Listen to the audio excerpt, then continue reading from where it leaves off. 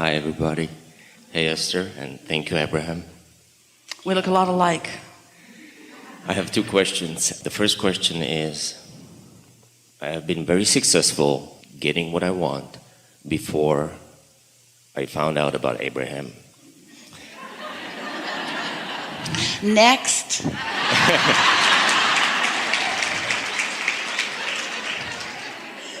I have been practicing Abraham, or the art of allowing, for quite some time. Never with enough, I'd say, punch, or everything that I accomplish and things that come to my life are somewhat diluted, just so. It's not really, it's almost like there's a cap or ceiling and I can't break through it. And I'll give you an example. We want to hear your example, but we want to just show you something, because since it's still in the process of becoming, why are you putting a cap or ceiling on it? Why don't you just let it keep playing itself out till it's really where you want it?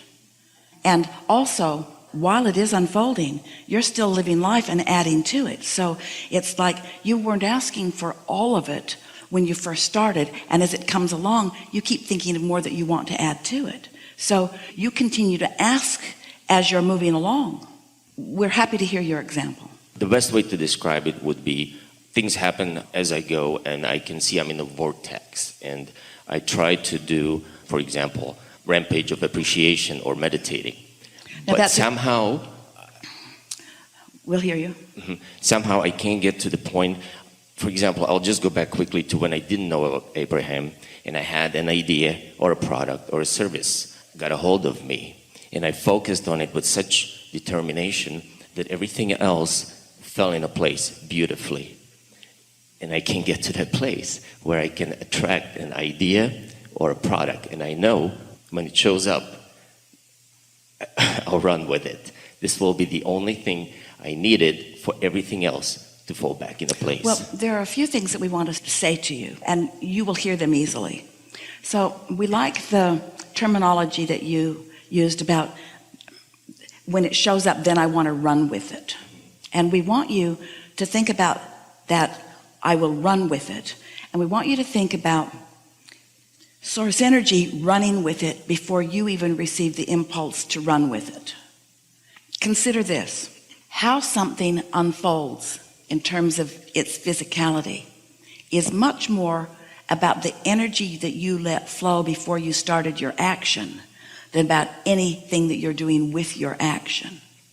So since you used those really good words, you want to run with it. We think that's a good hook for you to realize that your inner being has been running with it since you asked for the first piece of it and the second piece of it. In other words, this vortex that we're describing and all of this attraction of all the cooperative components, there's already a lot that's been running with it before you get involved. And so if your stance can be, if your intention, if your focus can be, all right, they're already running with it and I want to jump on and run with them, but I want to jump in a way that I don't slow it down with my negative beliefs or expectations. Does that make sense to you? Okay. Because your inner being knows what you want and knows how it's going to come about, and it is a sure thing. It's not maybe, it's not if, it is a sure thing. Because maybe you haven't experienced it, maybe you don't have the experience,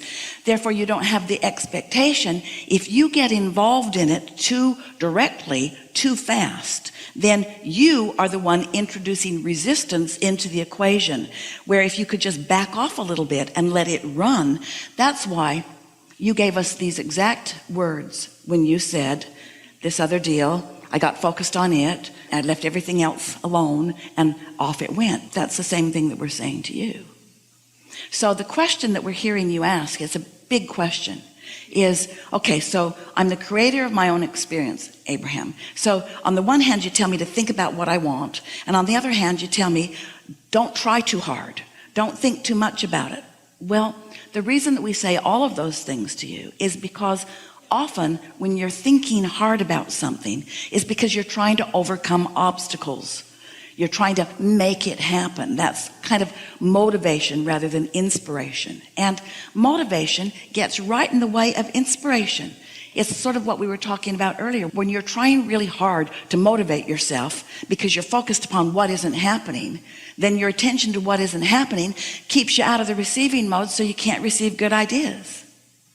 So you have to find that balance of knowing when to step on the gas yourself with your thoughts and when to just lay back and let the universe take it as far as the universe can take it, while you sort of hang back to catch up with the impulse. Does that make sense to you? Yeah. Words like trying too hard, we want to interject here. It's one of the reasons that we stopped calling this the science of deliberate creation. People were working too hard against themselves. And we began calling it the art of allowing. The art of allowing what you said you want to develop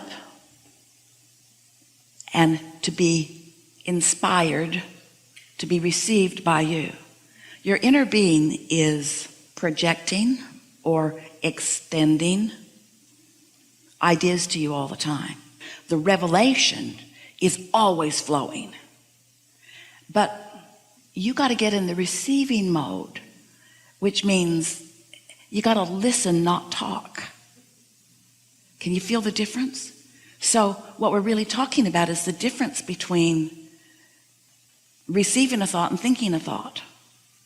If you can discover that difference of receiving an impulse rather than figuring it out, this will really help you.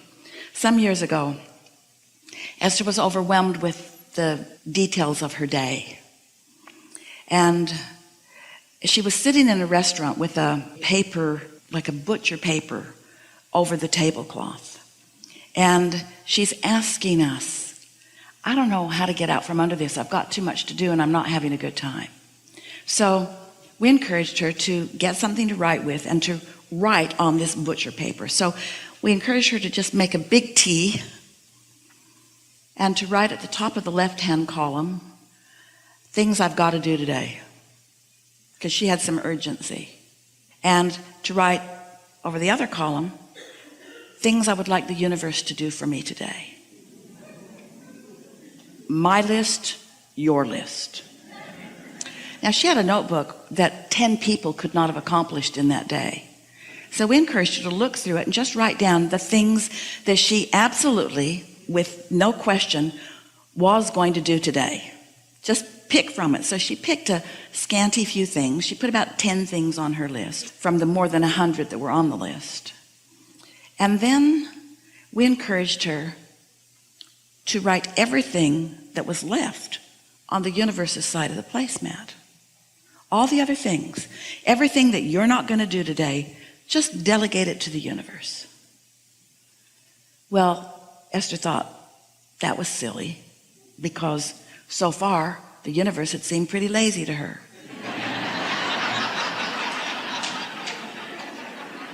She'd been carrying that to-do list around quite a long time. But she did it. She wrote. Took quite a while to handwrite her typewritten page. Esther is a computer programmer, and she has programmed her to-do list. It's categorized, it's prioritized, and it's big. So she wrote it all on the list, and then she moved into her day. Now, she's newly focused, and she felt with each thing that she wrote over there, she felt slightly lighter. Like a little freedom was coming her way. Couldn't really understand it at that time, but she was feeling better and better. And then she left the restaurant with the intention of getting these 10 things done, which she nearly did. Got about 7 of them. And to her surprise and delight, the universe outdid her. Someone she'd been needing to contact for a long time called her. Something else that she'd been worried about, she received information that it got taken care of. It was resolved by releasing it to the universe, because when you ask, it is given, but you've got to let it happen. And so often there's a part of you, humans, we love you so much, that you're trying to prove your worthiness through your efforts or through your actions or something. You're trying to prove your worthiness through your sacrifice, through your suffering. It's sort of something that you've been taught from others. If you're not suffering, then you must not be worthy of the abundance that you're receiving. And the thing that's difficult with those like you and those like Esther is that if that really is your mindset, and the more you are receiving, then the more you must dig in and justify what you are receiving, until you get a pretty heavy load that you're dragging along behind you and life stops being fun. You just have to let the universe help you the way it is designed to help you. You said, I'll go, I'll figure out what I want, I'll tell you, you line it up, I'll receive it, and I'll take action when it's appropriate. How nice is that?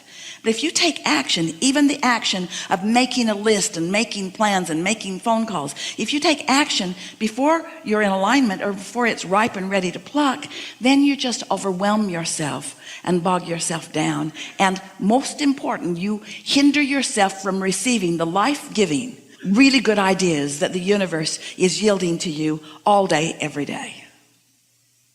You heard that clearly, didn't you? Yes, I did. I have one more question. So before you do, we just want to emphasize that. So what we're talking about is, we're talking about you, how do I in my human form, how do I know when to dig in and try harder? And when do I know when to just release it to the universe? And we say, always release it to the universe. Always release it to the universe. And if you do enough of that, you'll start getting tuned in and you'll start feeling impulses to do things. And when you feel the impulse, do it. Now, this is an important distinction.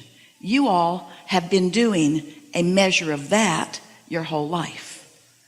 And sometimes you get an impulse to do something, but you talk yourself out of it because you don't think that that impulse is the most important thing on the list, because your mother told you that when you were little. You wanted to do this, she wanted you to do that. So you've been trained by your parents, by your teachers, by the people that you live with. You've been trained by other selfish people around you that what matters to you isn't the most important thing, that you should get your work done and then play. And that's the equivalent of saying you should get yourself all jacked up and all full of resistance, and then you should expect blessings from the universe. That's what that's saying. No. So you want to give yourself permission to let these universal forces, this is energy that creates worlds. This is conscious that knows where you stand in relationship to everything you want and knows what your best attention is right now. And really, once you've launched something, your best intention for a long while is to get out of the way and let the cooperative components gather. And when they're gathered and when you're in sync with that non-physical consciousness, you'll receive an impulse and it will be a big one.